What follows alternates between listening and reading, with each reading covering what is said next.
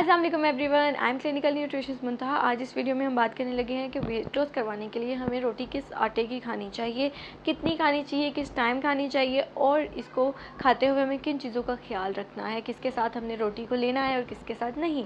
So let's start. हमारे यहाँ यही कॉन्सेप्ट है कि अगर आपने वेट लॉस करवाना है तो आप रोटी बिल्कुल ही छोड़ दो। वो सिर्फ रोटी पर फोकस करते हैं, रोटी को बुरा मानते हैं। ये नहीं देखते कि असल में अगर आप सही आटा इस्तेमाल करें तो आप रोटी को भी अपनी डाइट में शामिल रखते हुए वेट लॉस करवा सकते हैं।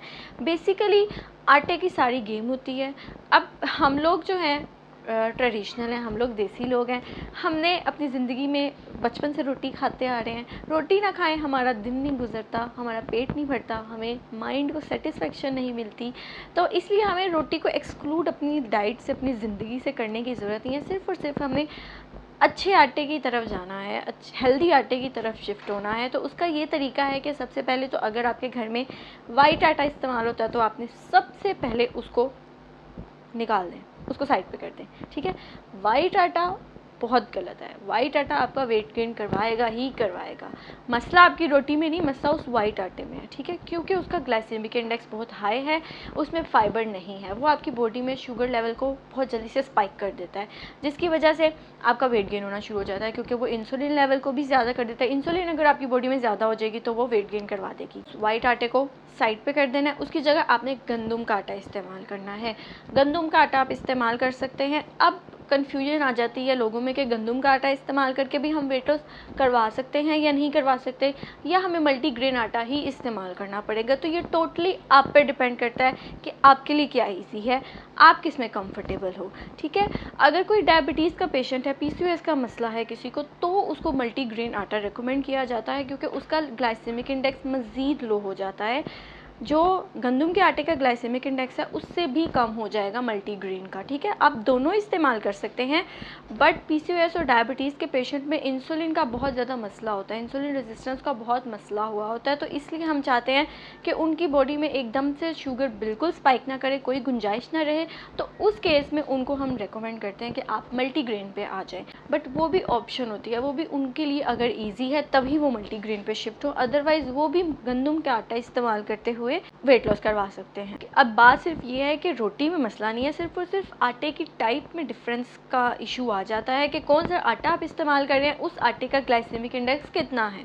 तो आप गंदम का आटा भी इस्तेमाल कर सकते हैं, आप मल्टीग्रेन भी इस्तेमाल कर सकते हैं। अब ये भी डिपेंड करता है कि एक न्यूट्रिशनिस्ट अपने क्लाइंट को किस तरह से फ्लोर रेकमेंड करती है। वो डिपेंड करता है कि अगर तो एक क्लाइंट है जो कि आम रूटीन में 1.5 and 2 रोटीज़ आराम से खा लेता था, अब एकदम से आप उसको कहें कि आप 6 इंचेस रोटी पे आ जाएं तो उसके लिए बहुत मुश्किल होगा और वो जल्दी से थक कर बस होकर वापस अपनी रोटी का इंटेक बढ़ा देगा। तो इस केस में अब क्लाइंट को ये रिकमेंड किया जाता है कि आप मल्टीग्रेन आटा इस्तेमाल कर लें और 6 इंचेस की बजाय 12 इंचेस रोटी आप ले सकते हैं, क्योंकि जब आप मिक्स आटे कर लेते हैं तो उसका ग्लाइसेमिक इंडेक्स कम मज़ीद हो जाता है, उसमें फाइबर कंटेंट ज़्यादा होता है और कार्ब्स का कंटेंट कम होता है। तो वो आपके ग्लूकोज को अफेक्ट नहीं करता, आपके इंसुलिन लेवल्स को अफेक्ट नहीं करता। तो आप मल्टीग्रेन आटा 12 इंचेस भी इस्तेमाल कर सकते हैं अगर आपको बहुत ज़्यादा रोटियां खाने की आदत है। स्पेशली ये मेल्स में होता है, क्योंकि ऑब्वियसली उनकी नीड भी ज़्यादा होती है, लेकिन अगर उन्होंने वेट लॉस भी करना है और उनको आदत थी पीछे से 2-2 रोटियां खाने की, तो वो मल्टीग्रेन आटा इस्तेमाल कर सकते हैं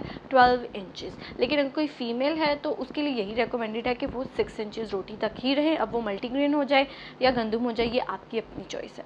आपकी जो पहली रूटीन चलती रही है, जितना आप उसके करीब करीब रहते हुए अपनी डाइट को मैनेज करेंगे अपने वेट लॉस करवाने के लिए, उतने आपके चांसेस होंगे कि आप लॉन्ग टर्म के लिए उस डाइट को फॉलो कर सकेंगे और आप एक्चुअली में अपने रिजल्ट्स अचीव करेंगे। उसमें ये नहीं होगा कि आप थोड़ी देर बाद थक जाओगे, बोर हो जाओगे उस चीज़ को और आपको कोई रिस्ट्रिक्टिव फील हो रहा होगा, जिसकी वजह से आप डाइट छोड़ दोगे थोड़े अर्से बाद और वापस अपनी पहले वाली रूटीन में आ जाओगे। तो जितनी आपकी पहले की रूटीन थी उसके करीब करीब रहते हुए अपना डाइट फॉलो करें, ताकि आप लॉन्ग टर्म उसको चला के अपना वेट लॉस एक्चुअली में अचीव कर सकें। कोशिश करें कि रोटी को आप अपने दिन के पहले हिस्से में रखें और 1 या 2 टाइम रोटी लेना इज़ फाइन।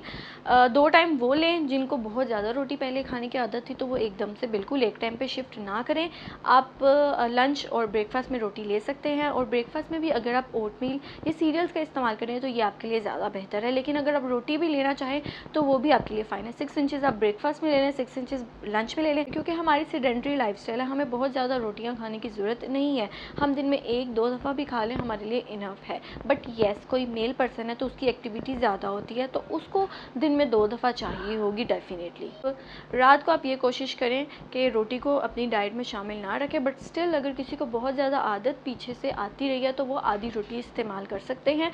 शुरू में वो आधी रोटी इस्तेमाल कर लें डिनर में भी, लेकिन आहिस्ता आहिस्ता वो उसको थोड़े अरसे के लिए छोड़ दें जब तक उनका वेट लॉस अचीव नहीं हो जाता। और जब वेट लॉस अचीव हो जाए तब वो मेंटेन करने के लिए अपनी रात के टाइम पे भी रोटी शामिल कर सकते हैं, अपनी मॉडरेशन में रहते हुए। कुछ लोगों को ग्लूटेन से एलर्जी होती है, वो जैसे ही रोटी खाते हैं उनको ब्लोटिंग महसूस होती है, तो इस केस में आप गंदम का आटा इस्तेमाल ना करें, फिर आप बेसन के आटे की तरफ आएँ, वो ग्लूटेन फ्री होता है। इसके अलावा और भी बहुत सारी ऑप्शंस हैं ग्लूटेन फ्री फ्लोर की, आप उसका इस्तेमाल कर सकते हैं। उससे फिर आपको रोटी की सेटिस्फेक्शन भी मिलेगी और आपको ग्लूटेन फ्री रोटी भी मिल जाएगी, तो फिर आपके ब्लोटिंग के मसले भी नहीं होंगे और आप वेट लॉस भी कर सकते हैं रोटी को अपनी डाइट में शामिल करते हुए ही। इसके अलावा दाल को इस्तेमाल आपने नहीं करना अपनी रोटी के साथ। दाल को आपने ना चावल के साथ इस्तेमाल करना है, ना ही आपने रोटी के साथ इस्तेमाल करना है, क्योंकि दाल में भी कार्ब मौजूद है।